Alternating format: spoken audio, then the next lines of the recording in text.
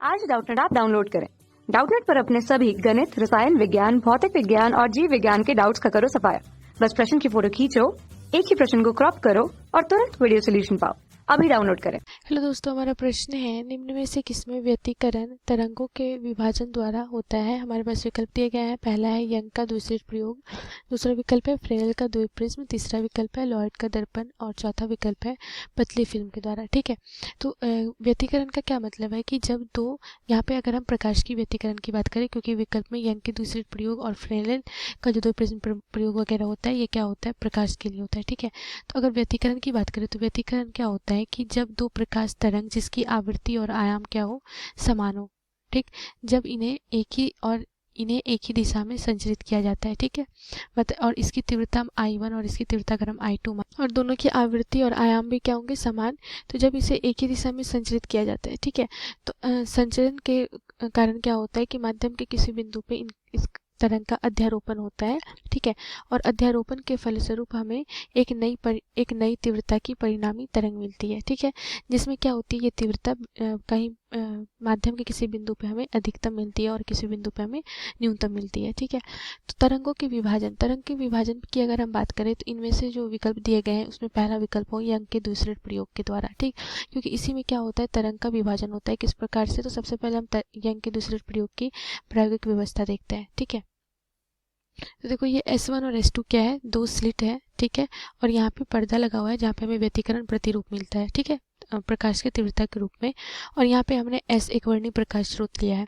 जब यहाँ से प्रकाश के क्या होती निकलती है, तो तरंगार्ग के रूप में ये निकलती है, क्योंकि प्रकाश के तरंग प्रकृति से ही क्या हुआ है, व्यतिकरण और विवर्तन की व्याख्या की गई है। ठीक है, तो जब यहाँ से ये तरंगार्ग निकलते हैं, ठीक, तो दोनों स्लिट के छिद्र से होकर के क्या होता है, ये द्वितीय तरंगिकाएं क्या निकलती है, इस प्रकार से ये यहाँ से निकलती है। ठीक है, दोनों स्लिट से। तो यहाँ पे आप देख सकते हो कि ये तरंगार्ग का दोनों स्लिट से, और ये जो स्लिट होती है ये एक निश्चित दूरी ए पे होती है। ठीक है, और स्लिट से पर्दे की दूरी भी एक निश्चित दूरी में होती है। तो यहाँ पे आप देख सकते हो कि ये जो गोलीय तरंगार्ग होता है, इसका क्या होता है, दोनों छिद्रों से विभाजन होता है। ठीक है, और ये द्वितीय तरंगिका के रूप में क्या निकलते हैं, माध्यम में आगे की ओर बढ़ते हैं, और जब ये इस तरह से बढ़ रहे होते हैं तो इनका क्या हो जाता है, आपस में व्यतिकरण होता है। और व्यतिकरण के फलस्वरूप हमें पर्दे के केंद्र पे क्या मिलती है, यहाँ पे हमें दीप्त फ्रिंज मिलती है।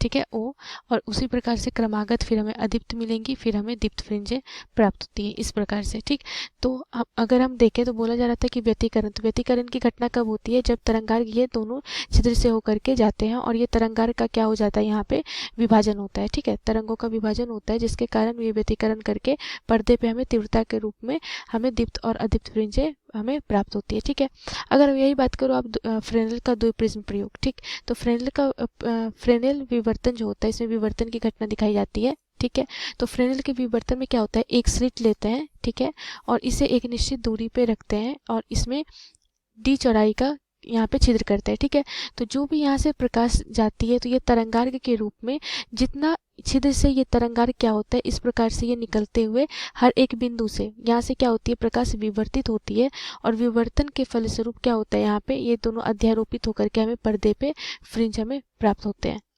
ठीक है, तो यहाँ पे देखो एक ही छिद्र से होकर के प्रकाश तरंग का क्या होता है, जाना होता है, इसीलिए यहाँ पे तरंगों का विभाजन नहीं हो पाता। केवल वो क्या करती है, विवर्तन की घटना जो होती है, इसमें क्या होता है, तरंग जो है वो यहाँ से किनारे से मुड़ने की प्रवृत्ति को दर्शाती है। ठीक, लॉयड का जो दर्पण होता है, लॉयड का दर्पण एक प्रकाशिक यंत्र होता है, जैसे कि हम क्या करते हैं, संयुक्त जैसे सूक्ष्मदर्शी दूरदर्शी का उपयोग करते हैं, उसी प्रकार कुछ प्रयोग के लिए लॉयड का दर्पण, लॉयड क्या है, एक वैज्ञानिक का नाम है जिन्होंने अपनी प्रायोगिक व्यवस्था में एक दर्पण का इस्तेमाल किया था, तो जिसे हम लोग लॉयड का दर्पण कहते हैं। इससे ना तो व्यतिकरण की घटना संभव होती है और ना ही विवर्तन। ठीक है, और पतली फिल्म का मतलब है कि कोई एक कार्डबोर्ड हम लेते हैं, ठीक है, और उसमें एक छोटा सा छिद्र करो और पर्दे पे आप व्यतिकरण प्रतिरूप देखोगे, तो ठीक उसी प्रकार जैसे विवर्तन द्विप्रिज्म में हमने देखा, ठीक उसी प्रकार यहाँ पे भी एक पतली फिल्म द्वारा भी विवर्तन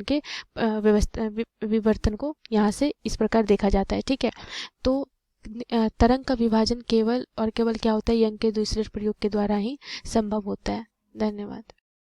कक्षा 6 से 12वीं से लेकर नीट, IIT, JEE वो एडवांस के लेवल तक 1 करोड़ से ज्यादा छात्रों का भरोसा। आज ही डाउनलोड करें डाउटनेट ऐप या व्हाट्सएप करें अपने सारे डाउट्स 8400 400 400 पर।